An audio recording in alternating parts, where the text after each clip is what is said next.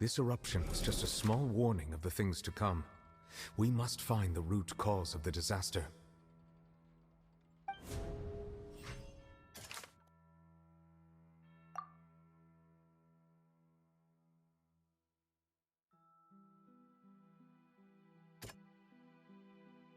That doesn't...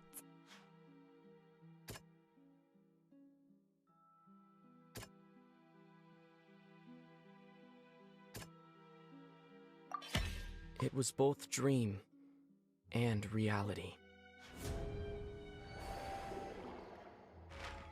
If we're talking about a true culprit, that could only be that thing inside the primordial sea, right?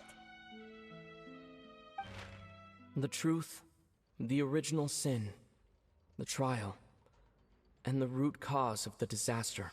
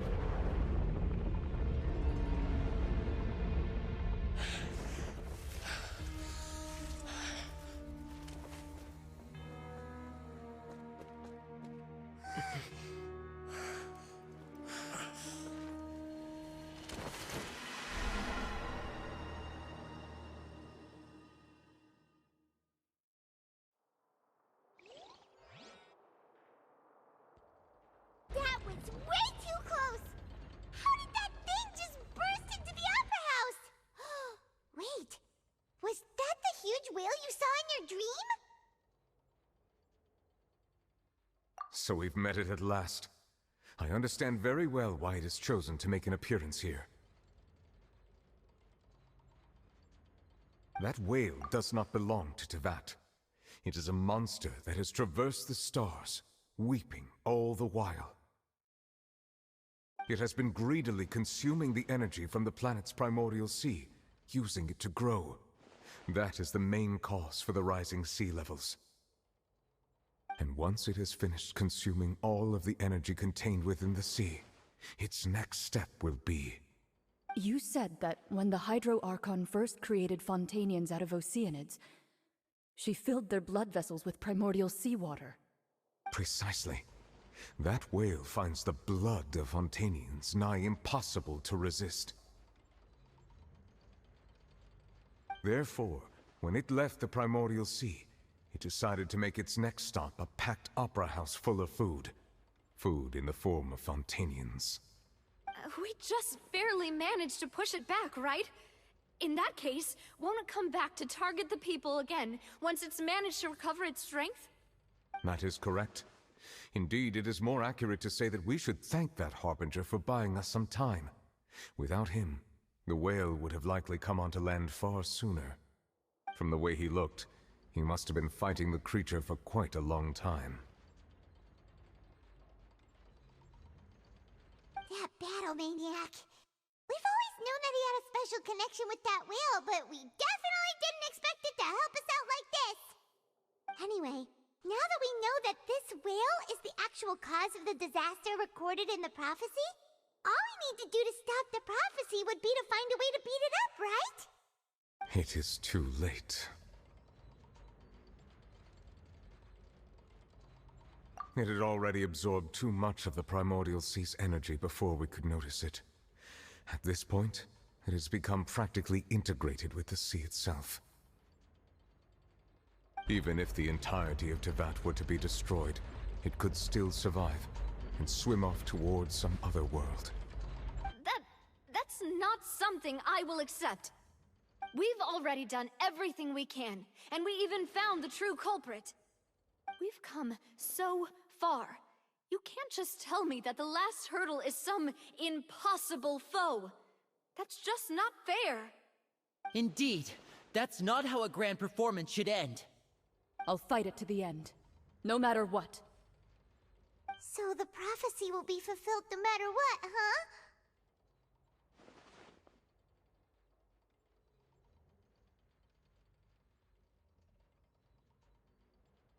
The prophecy. Yes, what has been prophesied will be fulfilled.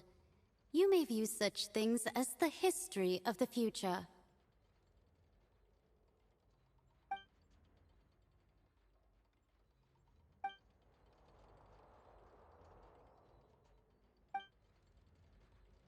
Just as prophecies are usually only the future as seen from the perspectives of the gods, could things be happening in hidden corners where the god's gaze does not fall?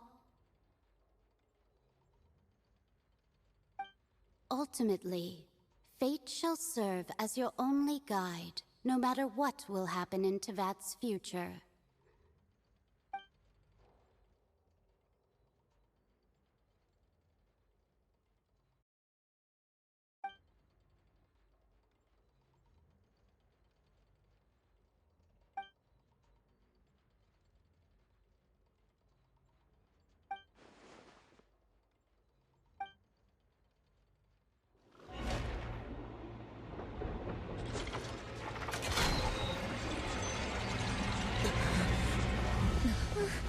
What's happening with the oratories?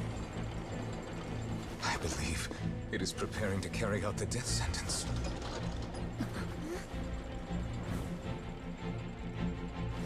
Farina!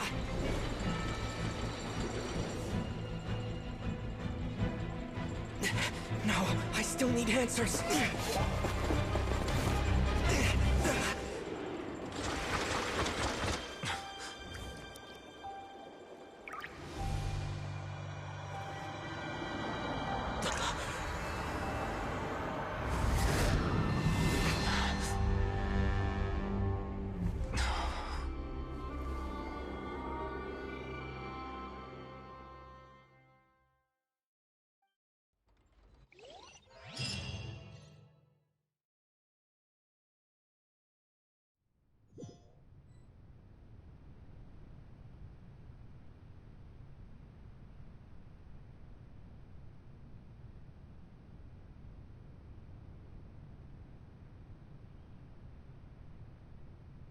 You...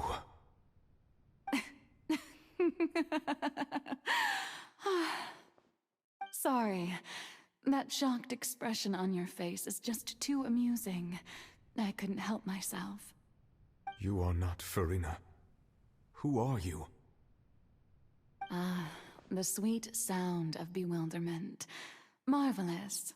A sure sign that my attempt to deceive everyone was a resounding success. But to answer your question, I am Focalor. You know, the god. Focalor? Why did you deceive us? Oh, that wasn't my goal, of course. Goodness, no. But I had to fool everyone else too, if I was to stand any chance of deceiving the heavenly principles. Deceiving the heavenly principles? It's all because of that pernicious prophecy. Dreadful, wasn't it?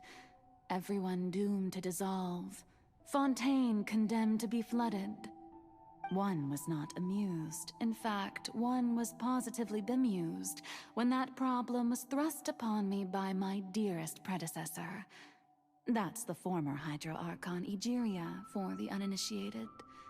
It hardly gets more disastrous than a preordained national catastrophe, now does it?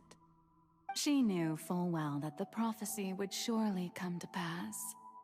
And as one of the seven, she also knew full well that one defies the heavenly principles at one's peril. So yes, as you have no doubt surmised, it was a rather impossible situation that I found myself in. I spent a terribly long time mulling it over, alone on the ocean floor. And I was almost growing barnacles by the time I finally realized there was only one possible solution to this confounding conundrum. I had to outwit the heavenly principles, allow the prophecy to be fulfilled, ostensibly at least, while saving everyone at the same time. I'm a genius, I know. I can only assume that's why Egeria chose me as her successor. Although, looking back now, it was hardly the inheritance one dreams of. Between the task of saving the nation, the quotidian duties of the Hydro Archon, and not to mention the original sin of creating a new race of humans, I dare say she left me quite a colossal mess to clean up. But one can only play the hand one is dealt. I did not choose this, any more than I chose to be one of her Oceanid familiars. So you were also once one of the Oceanids, transformed into a human by Egeria's hand? Yes, I was. I always dreamed of becoming human. And I still do, even now. In my eyes, to be human is to be part of the greatest opera ever known. After becoming a god, I separated my divinity from my body and spirit, leaving behind only a self that was as naive and bewildered as my past self on her first day as a human being. The me you see before you now is that divinity. And the human counterpart I left behind, I named Farina. She could feel joy, sorrow, and everything in between. She could be as vain and conceited, or as meek and vulnerable as she wished. Her strengths were of a kind only a human could possess, as were her shortcomings. But in my eyes, Farina's humanity was what made her perfect. She was perfectly human in every way. The person I always wanted to be. Anyway, so then I cursed her. All part of the plan, of course. The plan to deceive the heavenly principles. Do you still remember the final scene of the prophecy? The Hydra Archon alone, weeping on her throne. In order that the prophecy might appear fulfilled, I invited Farina to be an actress, to play the part of the Hydro Archon in the prophecy. Under the curse I placed on her, so long as I, Focalor's divinity, continued to exist, she could not die. But nor was she free to live her life in the pursuit of happiness. Instead, she was forced to take the stage in the opera house, to embrace the role of leading lady, to forever play the part of the god from the prophecy, all to create a deceitful appearance of that prophecy coming to pass. I suppose now you probably understand why your court is called the Opera Epiclese. But Farina is only human, isn't she? Even though she has had a long life, her mind is no stronger than that of any other ordinary human being. I cannot begin to fathom what she has had to endure. It must have been torture for her. It has indeed. And although she is, in a sense, me in human form, I most definitely owe her an apology for it. It's been 500 years. And all along, she's been playing her part in the most unimaginably long, unbearably lonely, and agonizingly painful opera of all time.